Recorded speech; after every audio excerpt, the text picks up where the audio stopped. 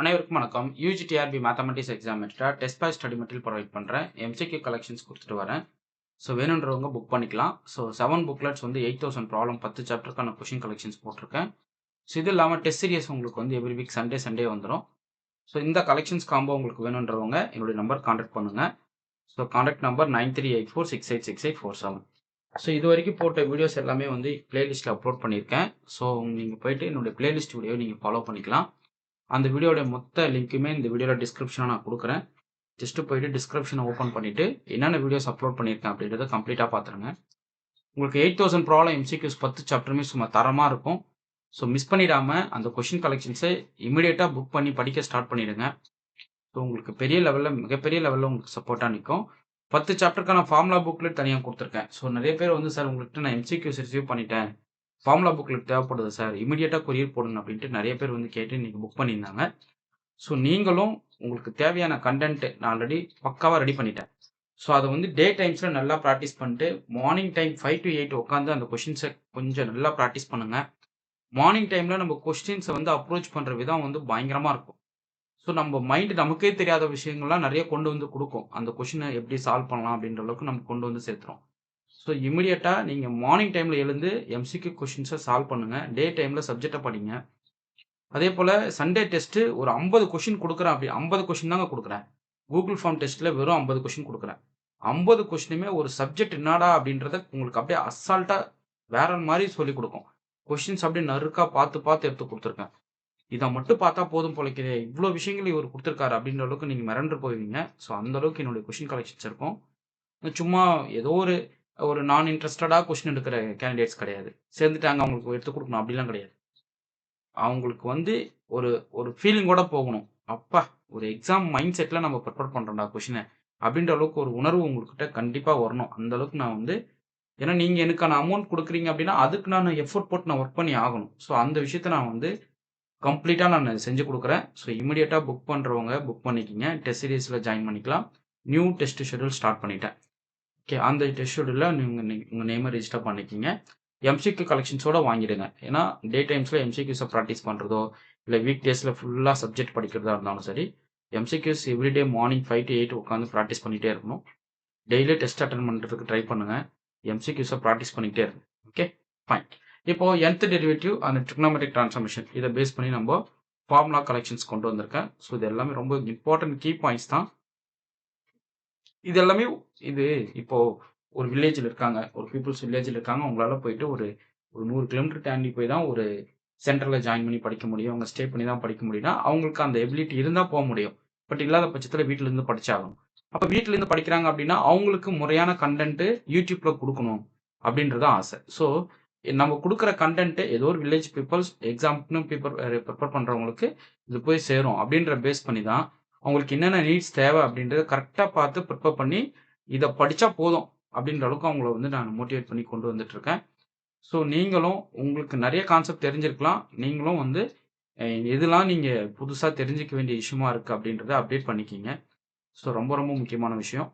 Already நீங்கள் நிறைய practice பண்ணிக்கலாம், நிறைய கண்டென்ட்டை பார்த்துருக்கலாம். இது நாங்கள் ஆல்ரெடி பார்த்துட்டோம், இதெல்லாம் எனக்கு தெரியும்னு நீங்கள் ஸ்கிப் பண்ணிட்டு கூட போகிற சான்சஸ் இருக்குது. பட் இது ஸ்கிப் பண்ணுற பர்சனுக்கு இந்த வீடியோ கொடுக்கல.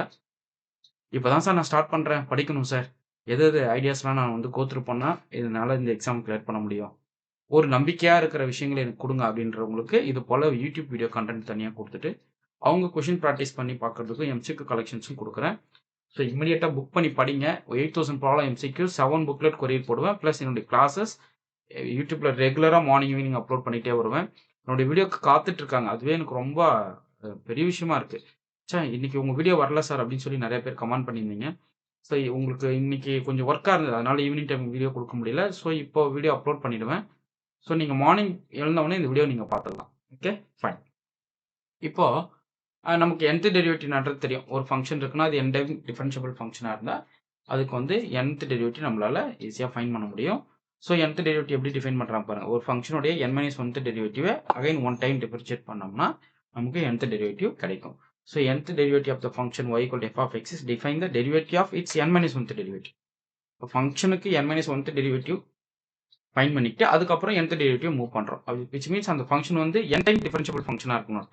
ஒரு ஃபங்க்ஷனுக்கு nth டெரிவேட்டிவ் கிடைக்குது அப்படின்னா அந்த ஃபங்ஷன் வந்து n டைம் டிஃபரன்ஷியபிள் ஃபங்ஷனா இருக்குதுன்னு அர்த்தம். Okay fine. இப்போ கான்ஸ்டன்ட் ஃபங்ஷனோட nth டெரிவேட்டிவ் நமக்கு தெரியும் 0. லீனியர் ஃபங்ஷனோட nth டெரிவேட்டிவ் உங்களுக்கு 0. எக்ஸ்போனென்ஷியலுக்கு nth டெரிவேட்டிவ் வந்து நான் 0. அகைன் இது எக்ஸ்போனென்ஷியல் தான் வரும். ட்ரிக்னாமெட்ரியோட ஃபங்ஷன் nth டெரிவேட்டிவ் அகைன் ஒரு ட்ரிக்னாமெட்ரிக் பீரியாடிக் ஃபங்ஷனா வரும். ஸோ இது எல்லாமே நீங்க தெரிஞ்சுக்கணும். இதெல்லாம் ரொம்ப ரொம்ப பேசிக்கான விஷயம். கண்டிப்பா தெரிஞ்சு வச்சுக்கணும். ஓகே. அடுத்து பாருங்க. இந்த nth டெரிவேட்டிவ் எதுக்கெல்லாம் யூஸ் ஆகுது? கண்டிப்பா டைலர் சீரிஸ் எக்ஸ்பான்ஷன்ல உங்களுக்கு வந்து மேக்ஸிமம் மினிமம் கண்டுபிடிக்கணும், இல்ல பாயிண்ட் ஆஃப் இன்ஃப்ளெக்ஷன் கண்டுபிடிக்கணும், ஒரு கர்வ் வந்து ஸ்கெட்ச் பண்ணணும் அப்படின்றதுக்குலாம் நம்ம வந்து செகண்ட் டெரிவேட்டிவ் வரைக்கும் போயிட்டு நம்ம கர்வ ட்ரேஸ் பண்ணியிருப்போம். ஸோ பாயிண்ட் ஆஃப் இன்ஃப்ளெக்ஷன் கண்டுபிடிப்போம், லோக்கல் மேக்ஸிமம், லோக்கல் மினிமம் கண்டுபிடிப்போம். ஸோ இது எல்லாமே வந்து உங்க டெரிவேட்டிவ் கான்செப்ட் இல்லாம ஒரு கர்வ் வந்து ஸ்கெட்ச் பண்ண முடியாது. ஓகே. எந்த இடத்துல கர்வ் வந்து டிவியேஷன் ஆகுது, எங்க லோக்கல் மேக்ஸிமம் அட்டைன் பண்ணுது, எங்க மினிமம் ரீச் பண்ணுது, அப்போ அந்த இடத்துல டான்ஜென்ட் வேல்யூ என்னவா நடக்குது, அது எல்லாத்தையுமே டைரக்ஷன்ஸோட படிக்கிறது தான் நமக்கு என்னது உங்களுடைய டெரிவேட்டிவ்ஸ் கான்செப்ட். Okay fine. இதுல இம்பார்ட்டன்ட் ஃபார்முலாஸ் பாருங்க. 10 சாப்டருக்குமே ஃபார்முலா கொடுத்துருக்கோங்க. ஸோ இமிடியேட்டா இந்த 10 சாப்டருக்கான கொஷின் கலெக்ஷன் வித் ஃபார்முலா புக்லெட்டோட வாங்கி கொஷின்ஸை ப்ராக்டிஸ் பண்றது ரொம்ப நல்லது.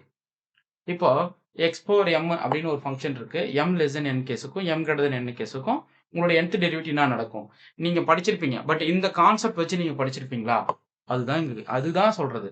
நம்ம என்னதான் படிச்சிருந்தாலும் என்னதான் சொல்ல வராங்க அப்படின்ற அந்த வீடியோ பார்த்துட்டீங்க அப்படின்னா நீங்க மிஸ் பண்ண ஐடியாலாம் உங்களுக்கு வந்து அந்த இடத்துல சப்போர்ட் பண்ணும். ஸோ இப்போ எக்ஸ் பவர் எம்மோட nth டெரிவேட்டிவ் பாருங்களேன். n less than or equal to m இருக்கு அப்படின்னா பாருங்க m factorial by m minus n factorial into x to the power m minus n. எப்போ n less than or equal to m. Suppose n வந்து greater than m இருந்தா கண்டிப்பா nth derivative vanish ஆயிடும். ஏன்னா ஃபங்க்ஷனுக்கு பாலினாமியலோட nth டெரிவேட்டிவ் போறீங்க. இப்போ for example d square by dx square எடுத்துக்கிட்டீங்க அப்படின்னா x பவர் 1 போட்டீங்கன்னா இதனுடைய செகண்ட் டெரிவேட்டிவ் ஆயிடும். ஆட்டோமேட்டிக்கா 0 ஆயிடும். அதுக்கு தான் சொல்றது. n greater than m இருக்கும்போது உங்களுடைய nth டெரிவேட்டிவ் கண்டிப்பா வேனிஷ் ஆயிடும். சப்போஸ் n வந்து ரெண்டுமே ஈக்குவலா இருக்கா ஆர் லெஸரா இருக்குன்ற பட்சத்துல m factorial by m minus 1 factorial into x to the power m minus 1. அடுத்து எக்ஸ்போனென்ஷியல் ஃபங்க்ஷனோட டெரிவேட்டிவ் என்ன? ஸோ ஃபர்ஸ்ட் ஒரு டைம் டிஃபரன்ஷியேட் பண்றீங்க a கிடைக்கும். இப்போ e பவர் ax இருக்குன்னு வச்சுக்கோங்க. இப்போ ஒரு டைம் டிஃபரன்ஷியேட் பண்ணா நாங்க கிடைக்கும் a e பவர் ax கிடைக்கும். அகைன் ஒரு டைம் டிஃபரன்ஷியேட் பண்ணும்போது a times a e power ax கிடைக்கும். அப்போ n டைம்ஸ்க்கு போகும்போது என்ன ஆகும்? a power n times e power ax னு நிற்கும். அதுதான் இங்க ஃபார்முலாவை கொடுத்துருக்கு.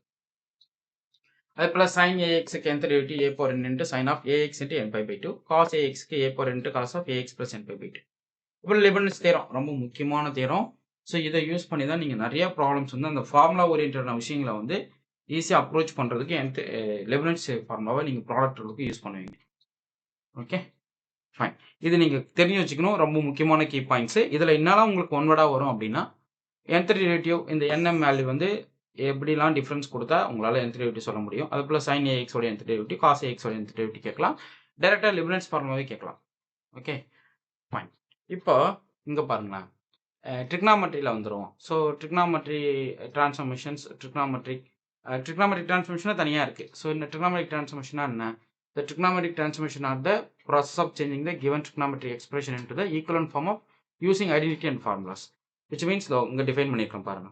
இப்போ நமக்கு நோன்ஸ் வேல்யூஸ்லாம் தெரியும். ரெசிப்ரோக்கல் ஐடென்டிட்டிஸ் அது sin θ வந்து 1 cosecant θ, cos θ வந்து 1 secant θ, tan θ 1 cot θ எழுதிக்கலாம். அது போல கோஷியன்ட் ஐடென்டிட்டிஸ் பார்த்தீங்கன்னா tan காட் மட்டும்தான். ஏன்னா sin θ cos θ, cos θ tan θ. இப்போ பித்தாகரன் ஐடென்டிட்டிஸ் நமக்கு தெரியும். ஏன்னா ஒரு ரைட் ஆங்கிள் ட்ரையாங்கிள் இருக்குது அப்படின்னா அதனுடைய ப்ராப்பர்ட்டிஸ் வந்து 3 வந்து சாட்டிஸ்ஃபை பண்ணும். 1 sin square theta plus cos square theta equal to 1, 1 plus tan square theta equal to secant square theta, 1 plus cot square equal to cosecant square theta. இதெல்லாம் formula புக்லெட்ல கொடுத்துருக்கேன். அதுதான் முக்கியமான விஷயம்.